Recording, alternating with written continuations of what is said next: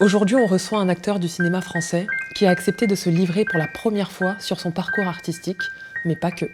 Découvrez ou redécouvrez-le dans Carte Blanche.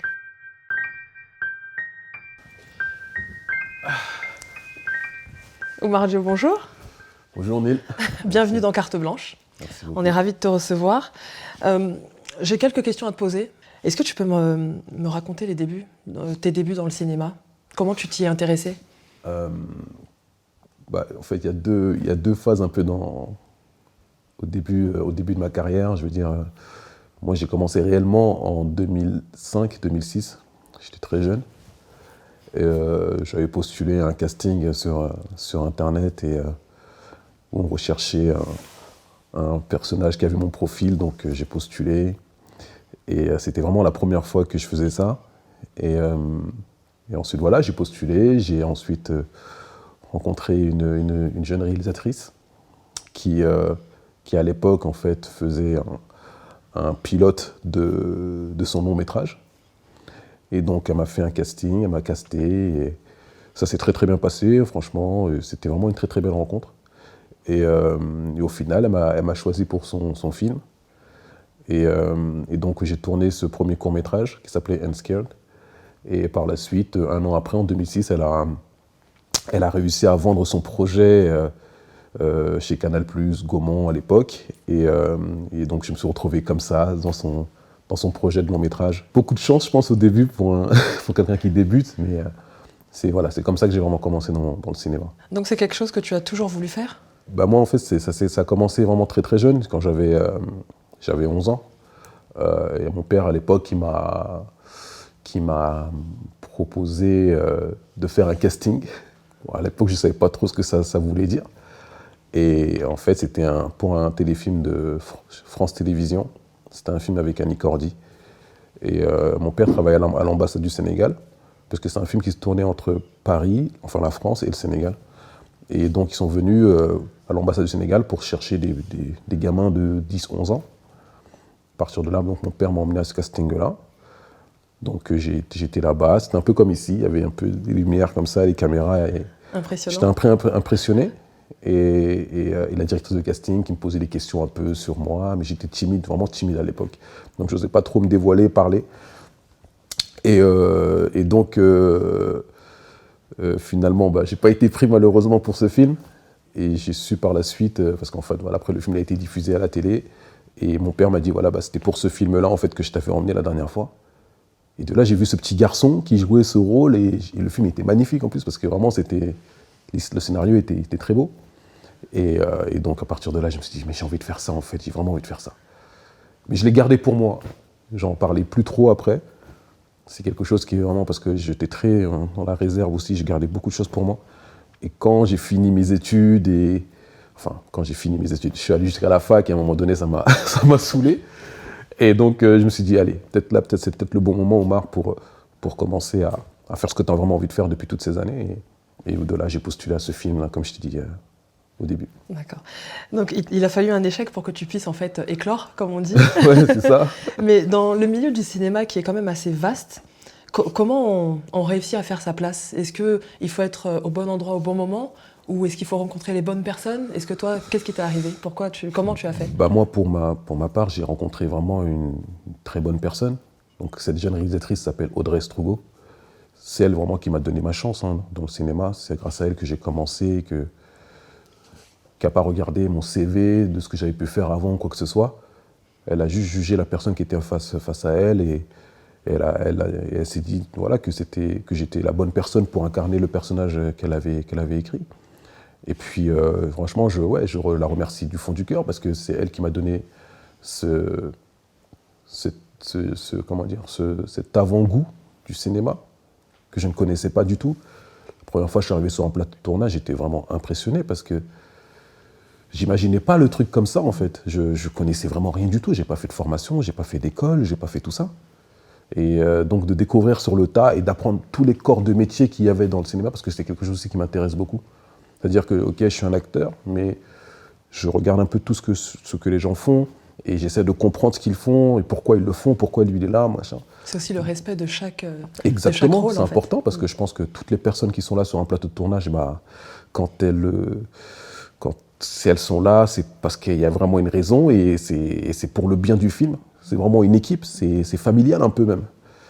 Donc voilà, après oui, des rencontres, j'en ai fait aussi pas mal. Des gens qui m'ont fait confiance, qui ont cru en moi, qui m'ont vraiment donné la chance de faire ce métier comme je le fais aujourd'hui. Et je leur remercie vraiment de tout mon cœur. Il y a même des gens, par exemple, j'avais tourné un film qui s'appelle Tellement proche avec Olivier Nakache et Eric Toledano. J'avais 1 jour de tournage dans ce film-là. C'était vraiment un tout petit rôle. Mais c'est une scène qui a beaucoup marché, qui a beaucoup fonctionné après. Vraiment, les gens ont vraiment adoré cette scène-là. C'était une scène avec François-Xavier Demaison. Et par la suite, surtout Olivier Nakache, j'étais vraiment proche de lui. C'est-à-dire que c'est une personne, à chaque fois que je faisais un projet, quoi que ce soit, je l'appelais, je lui montrais, je lui envoyais, parce que j'écris aussi beaucoup, donc je lui envoyais des choses, etc., ou bien même des tournages que j'avais pu faire. Et il prenait toujours le temps de me répondre et de me donner des conseils, etc. Donc ça, c'est des très très belles personnes. Donc en fait, une journée de tournage qui t'ouvre des portes. C'est ça. Qui te permet de te créer aussi un réseau. Ouais. En réalité, tu es ton propre agent. Non. non, je ne suis pas mon propre agent. J'ai un agent, parce que justement, en plus, c'est bien que tu viennes sur cette question-là, parce que mon premier agent, il s'appelle Stéphane Lefebvre. J'ai travaillé 2 ans et demi avec lui à peu près. Et vraiment aussi, je t'ai dit, quand je te dis j'ai eu beaucoup de chance au début, j'ai eu de la chance franchement parce que je suis tombé sur des très très belles personnes. Stéphane Lefebvre, il m'a vraiment... il m'a mis sur les rails en fait. Il m'a expliqué le métier, vraiment, pour le coup, parce que c'était une personne qui était très très friendly avec ses comédiens. Et il avait un rapport très paternel aussi. Et il nous disait aussi la vérité. Il nous disait que les gars, pensez pas que le cinéma c'est facile. Vous êtes là aujourd'hui, mais je veux dire, dans 10 ans, sur les 20 qui sont là devant moi, il n'en restera peut-être que 2. Et aujourd'hui, 20 ans, on n'est pas à 20 ans après, mais presque. Et là, sincèrement, je me dis qu'il avait raison. Parce que le cinéma, c'est aussi un métier très difficile. Et je pense que c'est un métier où il faut vraiment être dans la persévérance, etc. Donc, il m'avait vraiment bien aiguillé. Et j'ai beaucoup travaillé avec lui. Mais après, comme on dit un jour, tu évolues, tu as besoin aussi d'aller chercher autre chose. Et donc, j'ai changé d'agent. Mais c'était dur hein, de le voir et de lui dire, voilà, j'ai envie de changer d'agent parce que aujourd'hui, je vois autre chose, etc. C'était quand même une rupture un peu amoureuse. C'était fort, hein, parce que j'ai eu du mal. Hein. Vraiment, j'ai eu beaucoup de mal. Et il a compris.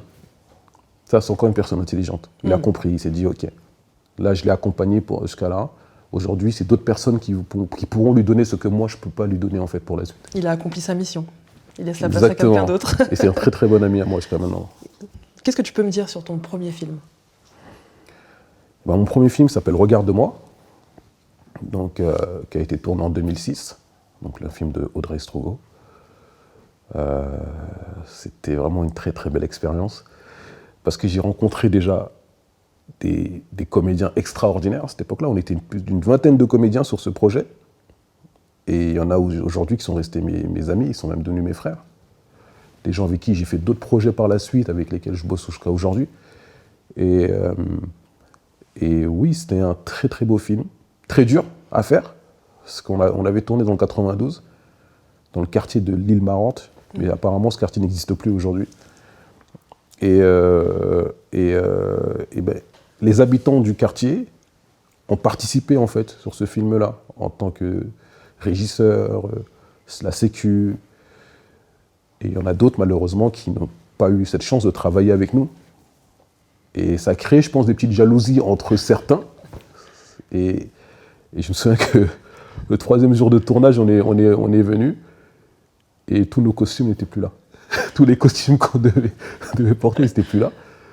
Et on voyait des jeunes qui marchaient avec mes baskets de jeu. Voilà. Et Et après, voilà, on a discuté C'est un le peu. quartier, hein. C'est le quartier, mais c'était marrant. Et après, voilà, on a discuté un peu avec eux. On leur a expliqué un peu vraiment le projet, de ce qu'on voulait faire, etc. Et finalement, ils nous ont rendu les produits. Et ensuite, après, ils sont restés avec nous. Ça a été festif. Mais au début, c'était un peu difficile. Et sur un premier film comme ça, est-ce que c'est difficile de gérer les égos des uns et des autres, de ceux qui sont par exemple un peu plus connus ou pas? Comment, toi qui arrives, on va dire pour la première fois, tu le perçois? Ce qui est marrant, c'est que la plupart des comédiens, c'était leur premier projet. Donc on était tous assez impressionnés par rapport à tout ce qu'on avait devant nous. Et on était aussi très très contents d'être là. On savait déjà que c'était une chance énorme d'être là. Et en plus, Audrey, elle s'était entourée vraiment de grands professionnels. Par exemple, le chef-op, c'était Guillaume Schiffman, qui est aujourd'hui l'un des plus grands chefs-op en France, qui a fait The Artist, qui a fait tous ces genres de films. Et tous les OSS 117, c'est lui. Et à l'époque, il avait déjà un CV extraordinaire. Mais voilà, on était tellement heureux d'être dans ce projet qu'on ne pensait pas à ces trucs d'ego, quoi que ce soit. On jouait, on était vraiment une bande de potes et on s'amusait. Et ce qui était bien aussi, c'est que le tournage, on avait commencé au mois de novembre. Mais 6 mois avant, on se voyait quasiment tout le temps, toutes les semaines, où on répétait, on faisait des répétitions, on se voyait. Vous avez créé une cohésion. On a vraiment créé une vraie cohésion entre nous. Et ça s'est ressenti sur le tournage. D'ailleurs, il y a même une anecdote là-dessus. Une semaine avant le tournage, on avait fait une petite soirée de début de tournage. Et donc on s'amusait. Nous, on était jeunes, très jeunes à l'époque. On s'amusait, on rigolait, machin. Et il y a un directeur de production qui est venu, qui a dit...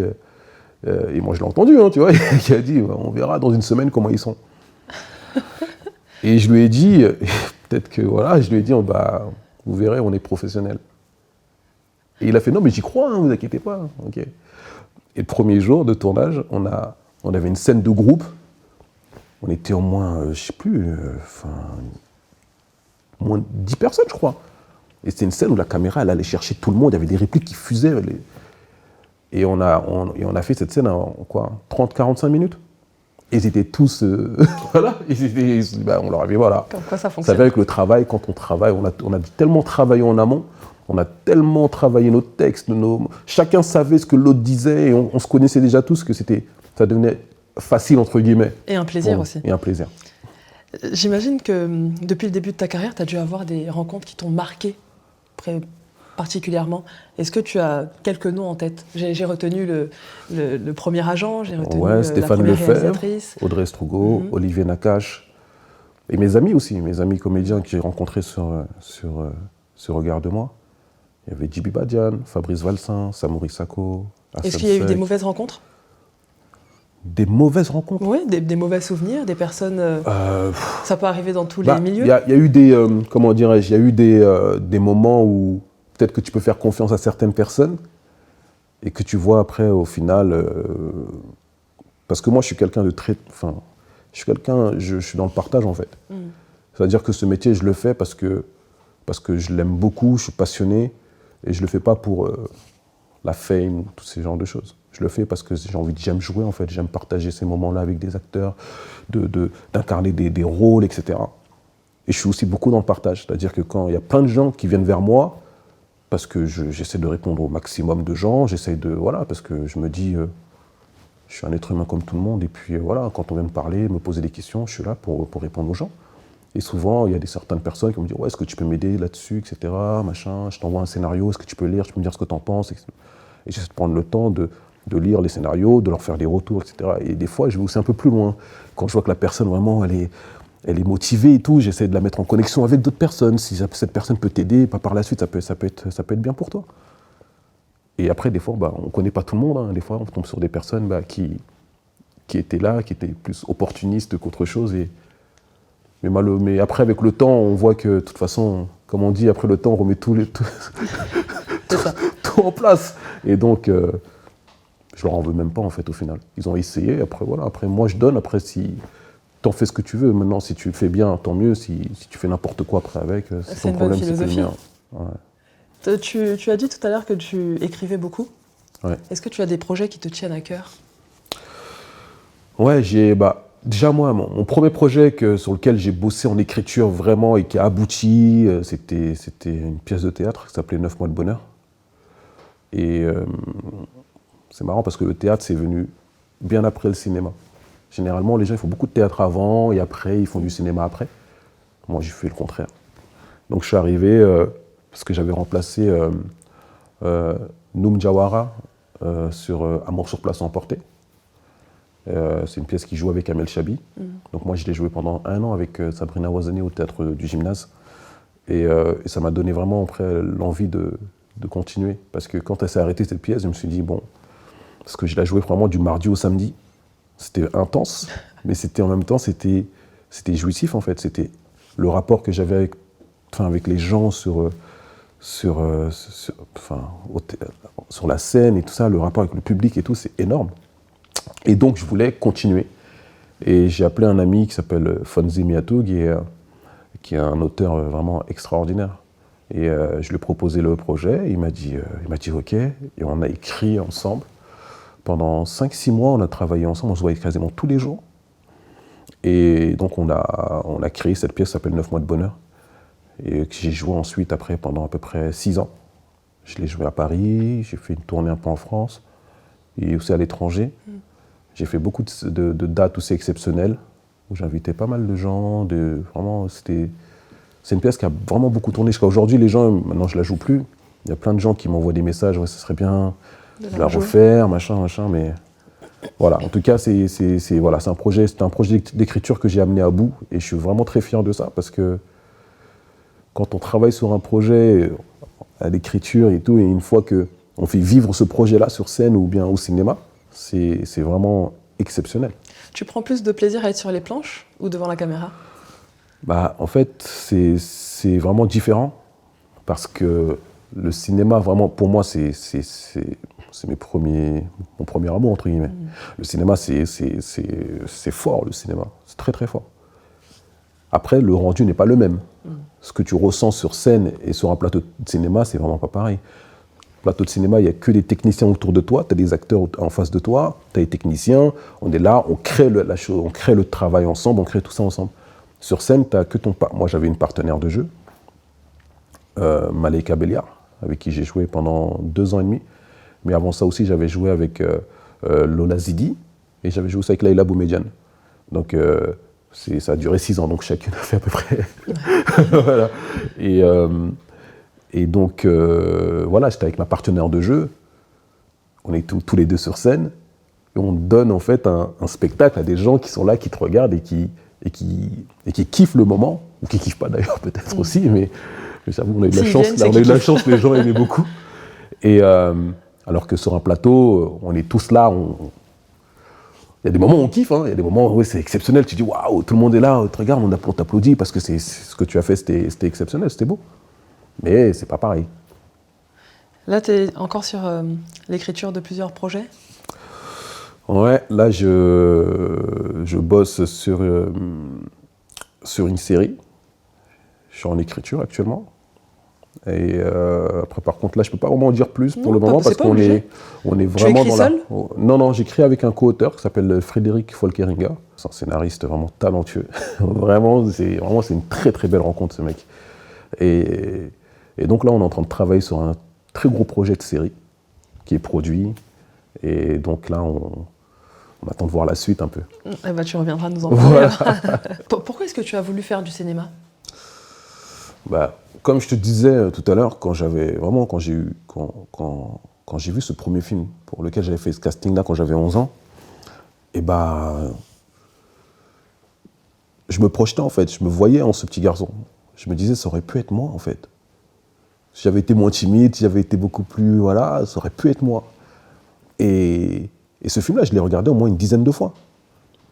Et après ça, quand j'ai chez moi tout seul, parce que je suis le seul garçon moi de la famille, à cette époque-là, j'étais le seul garçon, j'avais que des petites sœurs.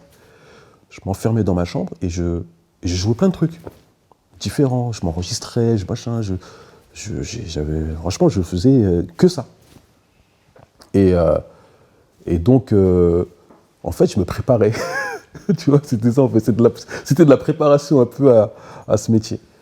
Et quand j'ai goûté la première fois, de toute façon, c'est un truc... Révélation. Ah ouais. De toute façon, je pense que c'est ce métier-là, quand tu le fais pour les bonnes raisons, bien sûr, quand tu le fais vraiment parce que tu aimes ce truc-là, et que tu le fais,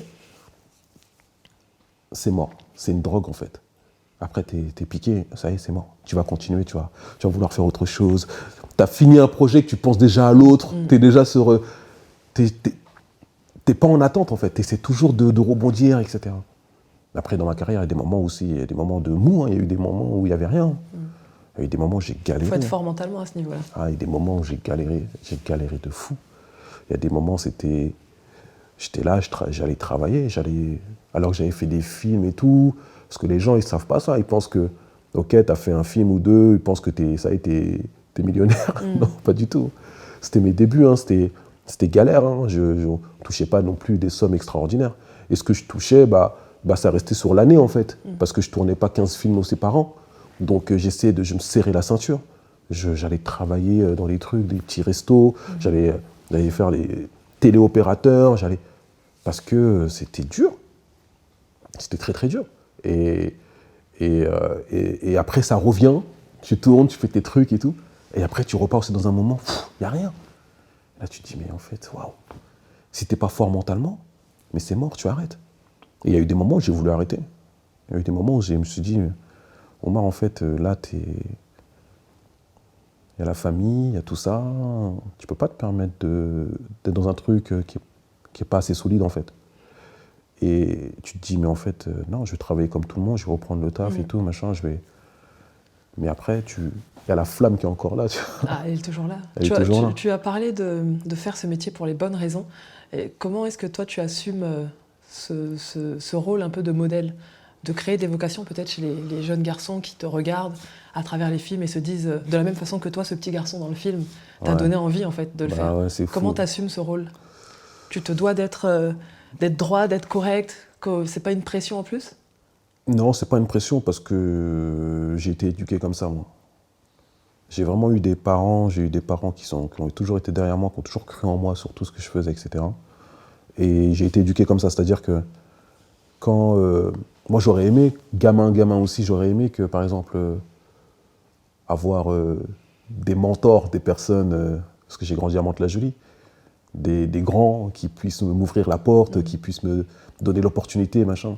J'ai pas eu ça, mais après, j'ai dû me faire... Il y a d'autres chemins, tu vois, il n'y a pas qu'un seul chemin dans la vie, il y a plusieurs chemins. Après, tu essaies de te faire autrement. Mais c'est vrai que je retourne beaucoup à Mantes-la-Jolie, où je rencontre pas mal de jeunes. Bah forcément, quand ils voient tes films, ils se disent que c'est possible. Ils savent que tu as grandi ici, que ta famille est encore là-bas. Ils voient tes frères et tes sœurs. Ils savent que c'est réel. C'est pas utopique, en fait. C'est pas un rêve, c'est pas un truc... C'est accessible. Voilà, c'est accessible. Donc, quand ils te voient, en chair et en os, et tu es là dans le quartier, tu marches avec tout le monde, tu vas au marché, tu parles avec les gens, tu es normal, en fait. Ils se disent, mais attends, le mec est là, il est avec nous, normal, mais il fait des trucs extraordinaires. Mais non, c'est pas... C'est juste que j'ai travaillé je me suis donné les moyens, j'ai fait en sorte de faire ce que je fais aujourd'hui. Parce que je me suis donné les moyens de le faire. Et quand ils voient ça, ils se disent que ouais, c'est possible, quoi. Et donc, il y a plein de jeunes maintenant à Mantes qui ont créé des petites structures. Il y a un groupe, là, il s'appelle Check Art, tu vois, 78. Ils ont créé un truc et ils font pas mal de scènes, ils font pas mal de trucs. Donc, une fois, je suis allé faire un petit peu des masterclass avec eux. Un peu tu t'engages. Ah ouais, c'est important. C'est important. Le partage, c'est important, le partage. Ça, c'est ce que je dis tout le temps. Le partage, c'est super important. C'est-à-dire que ce qu'on te donne, c'est pas que pour toi. C'est ça. Si ok, toi, tu as réussi, tu as attrapé ce que tu voulais. Et je cherche encore, hein, j'ai pas fini. Hein. Mais... T'envoies l'échelle déjà. Mais déjà, c'est important. En fait, il faut envoyer l'ascenseur, en fait. C'est pas juste... t'es là, toi, t'es toute seule, tu manges bien, t'es là, t'es bien, tout va bien pour toi. Et il y en a plein qui sont là, qui veulent faire la même chose que toi, et tu leur donnes pas les moyens. Non. Et il y a de la place pour tout le monde. Ça, c'est vrai. Il faut juste savoir, en fait, à quel moment... Ce que tu veux, tu vois. Il faut être... Après, oui, il y a de la place pour tout le monde, mais en même temps, il faut travailler. Il faut aller chercher la place. Il ne faut pas rester là, tu te dis, bon, moi, j'aimerais bien faire ça, mais tu restes chez toi, tu tournes les pouces. Non. Il faut aller chercher le truc. Et il y a de la place pour tout le monde. Et quand tu peux aider les gens, tu le fais. C'est important. En fait, je sais pas moi,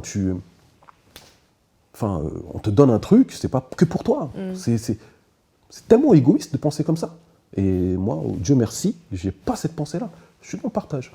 Demain, si je vois des jeunes à qui j'ai tendu la main, qui ont un César, que moi je n'ai pas eu, mais je serais tellement heureux pour eux. C'est une victoire en fait. C'est une victoire de fou. C'est comme si c'était moi qui gagnais ce César-là en fait, à travers eux. Donc voilà, c'est comme ça que je vois les choses en fait. Ton papa, il a été un peu ton agent symbolique, ton premier agent symbolique, on va dire. C'est lui qui t'a emmené au premier casting. Ouais. Aujourd'hui, comment tes parents vivent ton choix de carrière, ton ascension? Ouais. Moi, mon père, oui, c'était comme je dis, c'était lui le premier qui m'a donné cette chance de faire ce métier. Je me rappelle même quand on allait au casting, on était là, dans la voiture, parce que Mantes-la-Jolie, Paris, ça fait 60 km quand même, c'est assez long. On était là dans la voiture et il me disait, tu vois, là je t'emmène faire un truc, c'est pour faire des films. Lui, il était vraiment enthousiaste. Ouvert d'esprit aussi. Ouvert d'esprit. J'ai eu cette chance-là. Parce que je viens de Mantes-la-Jolie. Je sais qu'il y a pas mal de gens, des fois, qui ne communiquent pas avec leurs parents, qui sont dans un truc, voilà. Moi, j'ai toujours communiqué avec mes parents. Mon père me disait toujours, t'es mon fils, mais t'es mon ami. Ça je l'oublierai jamais. Il m'a toujours dit, t'es mon fils, mais t'es mon ami. C'est-à-dire qu'on partageait pas mal de choses. Quand il allait travailler à l'ambassade, il m'emmenait avec lui. J'ai rencontré des gens, j'avais 12, 13 ans, machin, j'ai m'emmené. Mon stage de 3e, je l'ai fait à l'ambassade du Sénégal. J'ai rencontré des gens, mais vraiment instruits. Et moi, je m'intéressais à tellement de choses. C'est pour ça, même des fois, avec les jeunes de mon âge, quand on était au collège, etc., il y a des moments, je parlais de certaines choses qui les dépassaient et j'étais obligé de me remettre toujours, tu vois, au niveau des gens pour essayer. Parce qu'en fait, j'étais comme ça. J'étais à la recherche. J'étais à la recherche de tout, en fait. Et ça m'intéressait. Parce que c'est mon père, mes parents qui m'ont donné cette éducation-là. La curiosité aussi. Et la curiosité aussi. Et donc, quand je reviens donc dans la voiture, on me disait, là, je t'emmène faire un casting, c'est pour faire un grand film et tout, machin. Il n'en savait pas trop plus, hein, mais il me faisait rêver déjà. J'étais moi dans la voiture comme ça, je le regardais. Et il me disait, voilà, comme ça, tu feras des grands films plus tard, et tu pourras montrer ça à tes enfants, et tu pourras machin. Et ça, je l'oublierai jamais. Je l'oublierai jamais. Après, moi, mon père, aujourd'hui, voilà, je l'ai perdu en 2021. Il est décédé du Covid, malheureusement.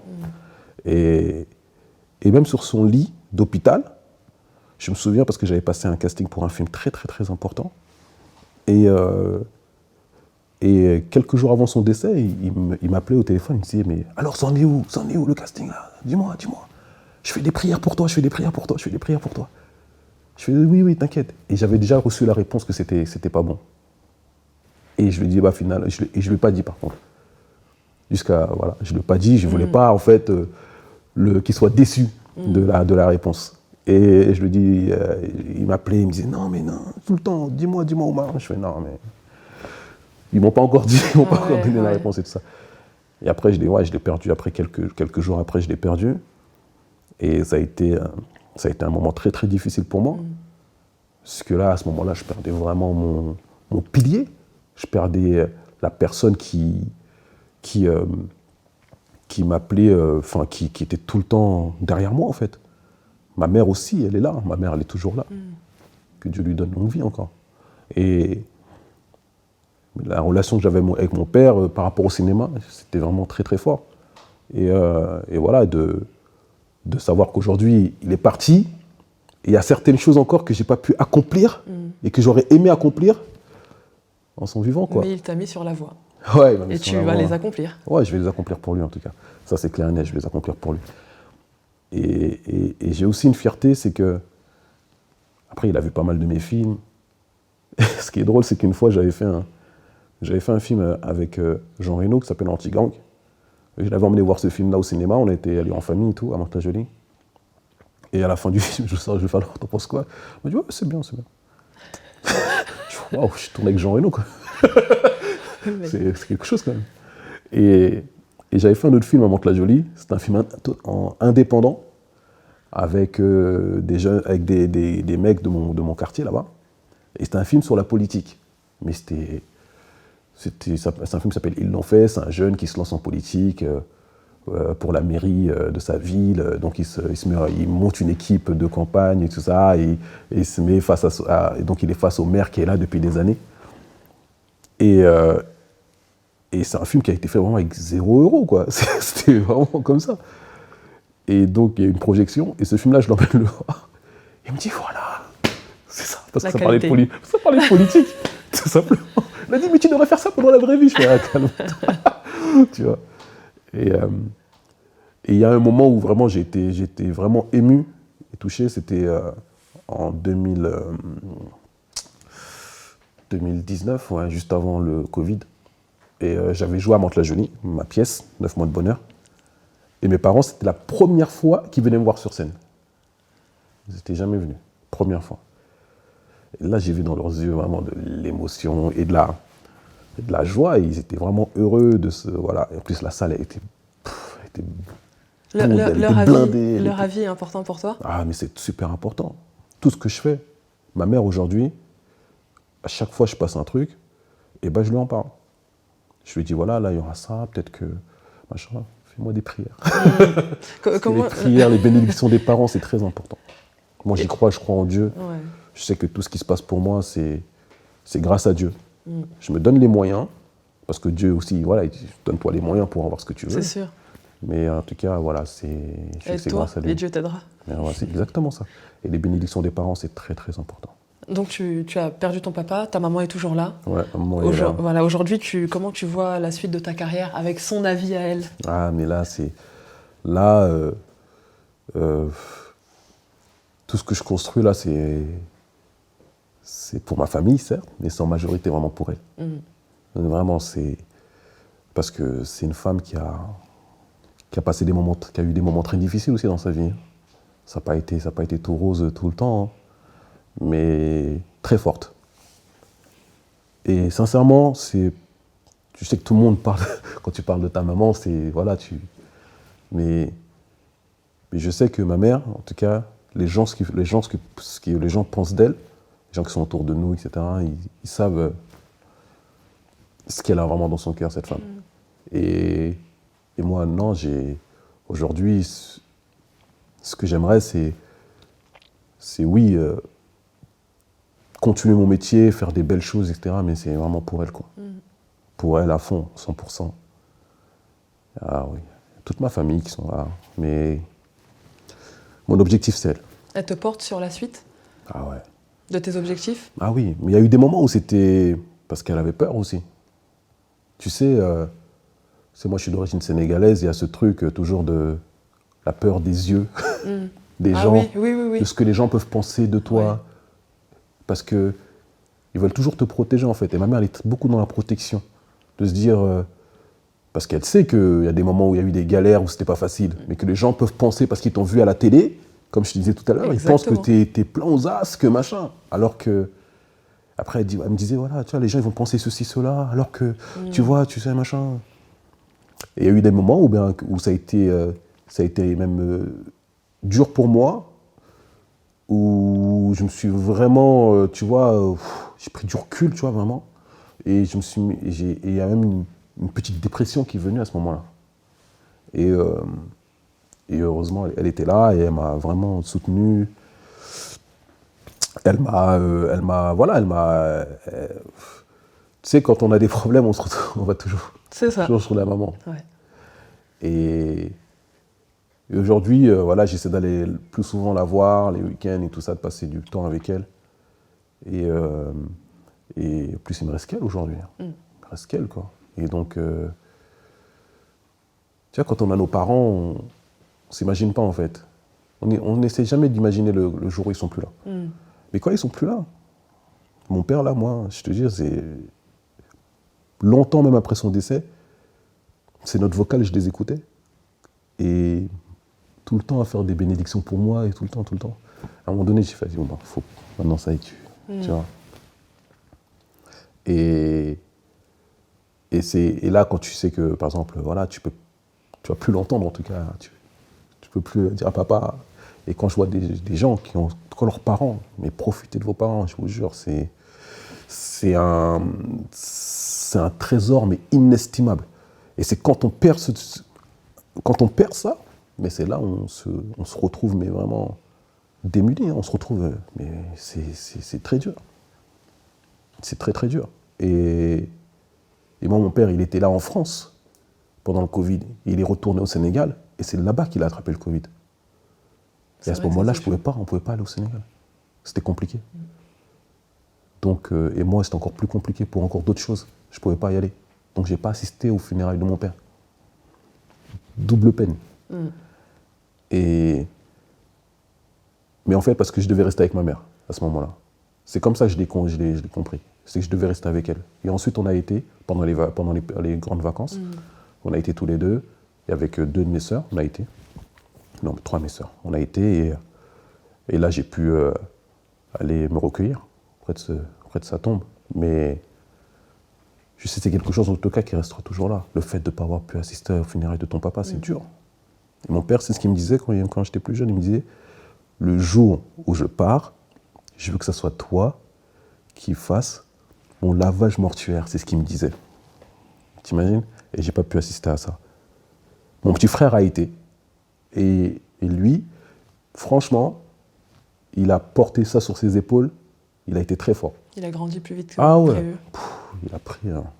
Ah ouais. Et je lui disais, là, tu y vas, tu vas me représenter. Parce que moi, je suis l'aîné de la famille. J'ai fait, là, tu vas me représenter. Fais ça bien, tu vois. Faut pas que tu te donnes faut pas que les gens sentent que je suis pas là, tu vois. Faut que tu... Voilà. Et les gens, là-bas, c'est ce qu'ils disaient, Oumar, ton petit frère qui était là. Et bah, on a senti ta présence. Voilà. Tu sais que ton histoire... tu es quelqu'un de pudique, donc peut-être que tu le feras pas, mais ton histoire, elle peut être transcrite en film. Ah ouais? C'est la première fois qu'on... Ouais, bah, écoute. Un papa qui emmène son fils à un casting, qui finalement ensuite réussit dans le milieu. Ce serait une très très belle histoire.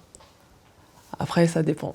Si je donne juste l'idée. C'est une très bonne idée, bah, on verra par la suite. Ouais. Comme tu écris, réfléchis-y. On verra. En tout cas, Oumar Dio, merci beaucoup. Merci à toi. Merci infiniment d'être venu sur le plateau de Carte Blanche. Merci à vous. C'était un réel plaisir d'avoir pu te connaître un peu plus en profondeur. Merci de t'être confié. Et écoute, tu reviendras pour nous parler de ta série. Voilà, c'est ça. Merci beaucoup et pour ta bienveillance et merci pour l'invitation. C'était un plaisir. Oh baba, tu sais avec des cils, j'aurais pas refait le monde, je t'aurais juste remis dans ma vie. Même quand la salle est pleine, sans toi mon cœur est vide. Des mauvaises ondes j'évite pour pas rentrer dans un